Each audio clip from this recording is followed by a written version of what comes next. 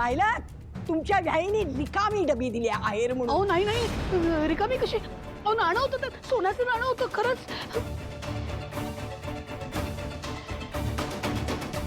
अहो मी स्वतः जाऊन आणलं होतं. तुम्ही नीट बघितलं होतं ना, म्हणजे ठेवताना त्याच्यात. अगं लक्ष्मी असं काय करतेस? नाणं डबीतच होतं पण आता मला कळत नाही गेलो कुठे. हो बस बस. काय मला कोणी जादूटोणा केली आहे? मी तुम्हाला असं दाखवायचंय की तुम्ही वस्तू दिली पण आमच्याकडून ती हरवली. अगं बाई, हो काहीतरी जाऊ द्या हो आजी. या लोकांना बोलून काय फायदा आहे? यांना मी आधीपासून ओळखते.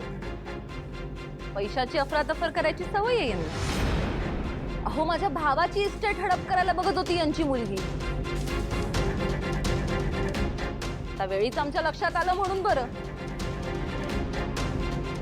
काय चाललंय सगळा प्रकार? हे मला अजिबात आवडत नाहीये. अहो श्रीनिवास आणि वहिनींना मी ओळखतो. ती तशी माणसं नाहीयेत.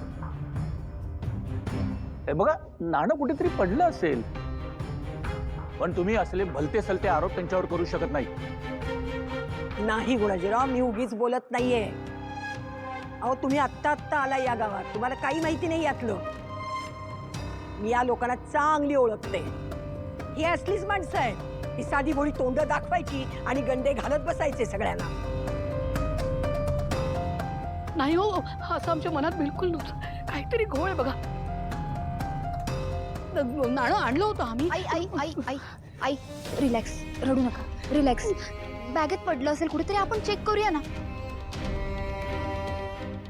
हो काकू, काकू तुम्ही शांत व्हा.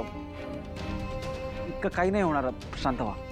नाही नाही अहो तुम्ही बघा ना, नीट नीट त्या अगं बॅगेत लक्ष्मी पुन्हा किती बघा. वेळा बघायचं? मगापासून खूप वेळा बघून झालं नाहीये. अगं